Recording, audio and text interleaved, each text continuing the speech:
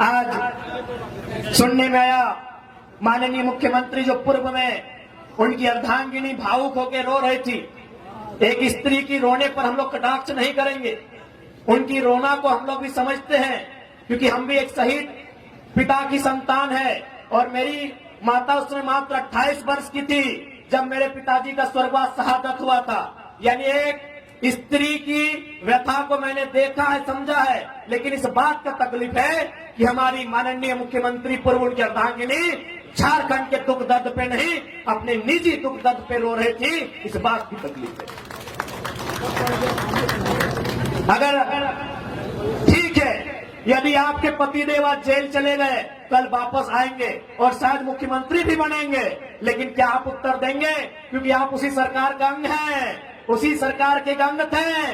शहीद सुनील महतो, उनका मर्डर हुआ है। बताइए एनआईए जांच कब करेगी आपकी सरकार? अरे आपके पति जेल गए तो आपको तकलीफ हुई, हम उस तकलीफ में आपके साथ हैं, लेकिन बताइए उनका मर्डर हुआ है, आपकी पार्टी का है, और आपके मुख्यमंत्री को फुर्सत नहीं मिलता है। 5 किलोमीटर दूर मुख्यमंत्री का घर है, समाधि स्थल नहीं जा पाया। क्यों झारखंड सवाल नहीं करेगा? अगर रोना है तो रोने पर भी इंसाफ हो। यदि महोदया का रोना इसलिए कि उनके पति जेल में गए हैं, तो जो इस दुनिया में नहीं, उनकी आंसू का हिसाब कौन करेगा? शहीद सुनील महतो की पत्नी का जो विलाप है, उसे शांत कौन करेगा? एनआईए जांच की अनुशंसा राज्य सरकार केंद्र को कब भेजेगी, उस इंतजार में है। आज 90 साल की बूढ़ी मां है सुनील महतो की, आज इंतजार में रहती है कि टूसू का मेला हर साल लगे। उस मेला में 50,000 1 लाख रुपया बचता है, उस पैसे को सुनील महतो की मां को दिया जाता है घर चलाने के लिए। एक सांसद का ये दुर्भाग्य है राज्य में, और आप केवल इसलिए रो रही हैं क्योंकि आपके पति कुछ दिनों के लिए जेल गए। आपकी सहानुभूति में साथ हैं, झारखंडी होने के नाते उनके विचारों से हमारी लड़ाई है, हम आपके साथ हैं। लेकिन आपको इस बात को भी याद रखना होगा, इसी राज्य में आप ही के पार्टी के सांसद की एक नहीं महोदया 12 गोलियां तन दनादन सीने में उतारी गई है। उस पर आंसू कब पाइएगा, ये सवाल पूछता है झारखंड।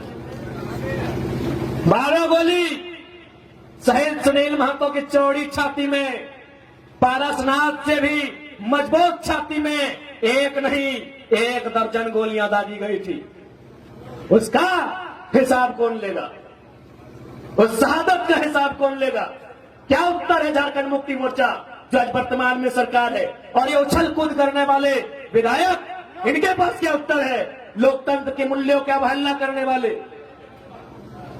माननीय श्री सुदीप सोनू जी, एक बात स्पष्ट कहेंगे, आप बहुत ही पूर्वाग्रह ग्रसित व्यक्ति हैं।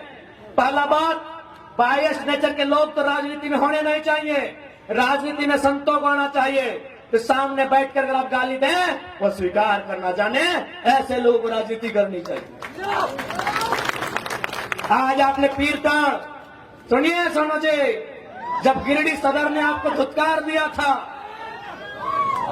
सुनिए झारखंड मुक्ति मोर्चा के नूनू सोनू जी, जब गिरिडीह सदर ने 2 बार हारे थे ना, गिरिडीह सदर में 2 बार पानी पानी हुए थे। यही निर्भय सदाबदी जो आपके साड़ू हैं, जिनके साथ आपका व्यापार चल रहा है, 2 बार उठा के पटका था, पानी पानी हो गए थे सोनू जी। तब पता है किसने आपको वोट देके जिताया था? पीरटाण की धरती ने, याद रखिएगा। अरे आपको गिरिडीह ने पूछा भी नहीं था। सुनिए सोनू जी, गिरिडीह ने आपको पूछा नहीं, आपको छूछा बनाया था गिरिडीह ने। आपको पीरटाण ने प्यार दिया, दुलार दिया, और बदले में आपने क्या दिया? एफआईआर दिया है। नक्सली बनाने की धमकी देते हैं तो कसम से याद रखिएगा, मरना तो सबको है, पागल मत कीजिएगा। जिस दिन पगला गए ना, जिस दिन पगला गए ना, एक पाए पाए का हिसाब लेंगे। पीरटाण तो छोड़िए, एक गांव में घुसने नहीं देंगे सोनू जी, एक गांव नहीं घुसने देंगे। बहुत बड़ा सरकार का नोनो बन के बैठे हैं, एक गांव नहीं घुसने देंगे पीरटाण का। मजाक समझ लिया क्या? केस करेंगे, चुन चुन के केस करेंगे, अरे घंटा कर लेंगे केस से।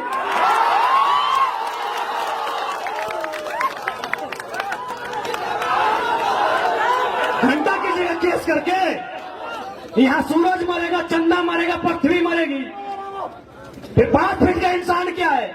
अबरी अगर केस की धमकी हुई ना सोनू जी, माननीय श्री विधायक जी, कसम से केस हमारा थाना में होगा, लेकिन बाकी सुन लीजिए, आपके सर का केस नहीं रहेगा।